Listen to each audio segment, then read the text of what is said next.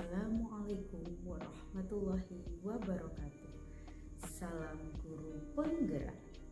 Perkenalkan, nama saya Rina Rizkyarti Nurlista.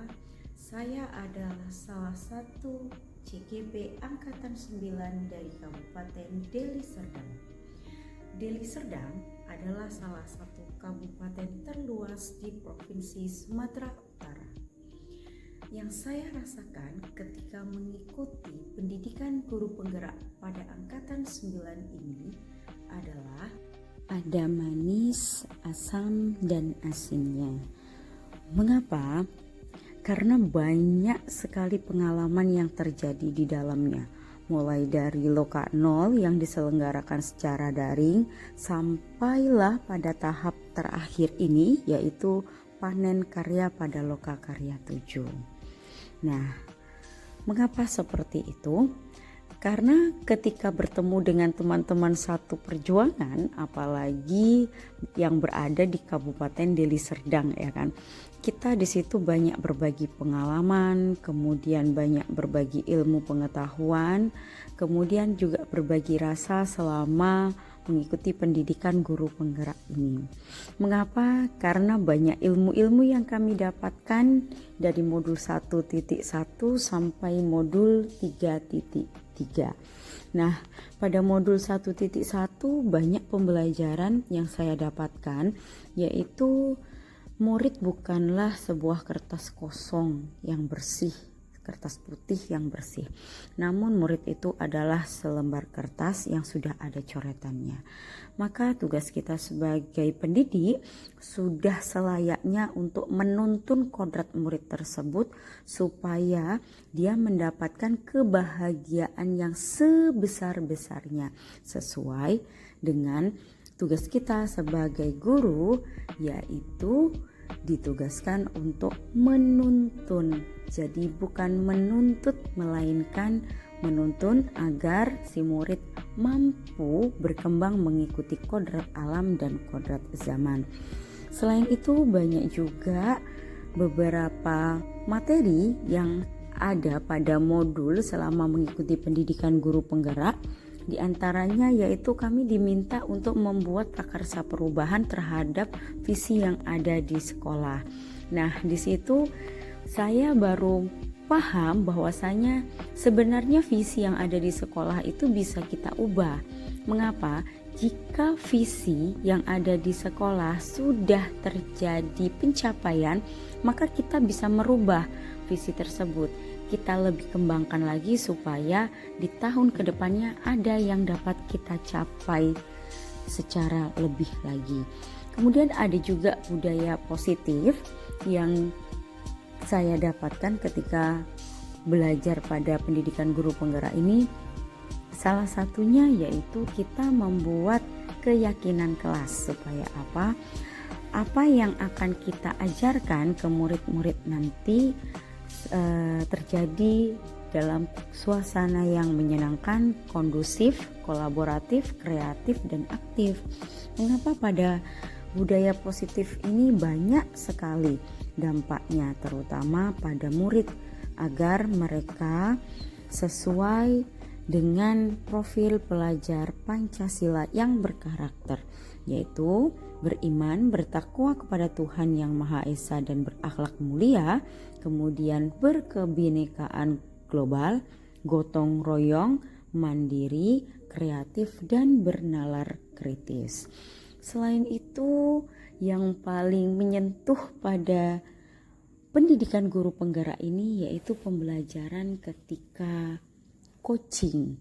Nah, coaching ini sebenarnya sudah pernah ataupun sering kita lakukan. Namun beberapa langkah ada yang perlu diperbaiki.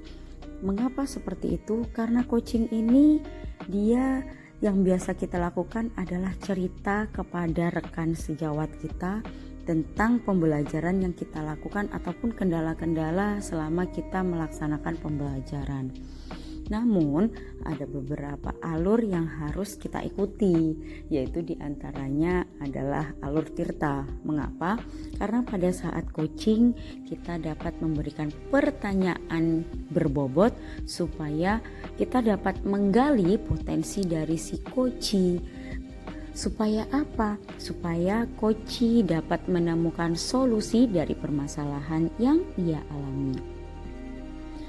Nah, selain itu pada modul 3.2 kami juga mengidentifikasi aset yang ada di sekolah, yaitu diantaranya pada aset itu ternyata ada 7 modal. Ada manusia, sosial, fisik, politik, agama dan budaya, lingkungan, serta finansial. Kemudian kami yang terakhir itu yaitu tentang modul 3.3 pengelolaan program yang berdampak pada murid. Nah, disitulah saya mulai berpikir keras, program apa ya yang bisa saya buat untuk menyuarakan kepemilikan murid, yaitu dimana di situ harus ada voice, choice, serta ownership.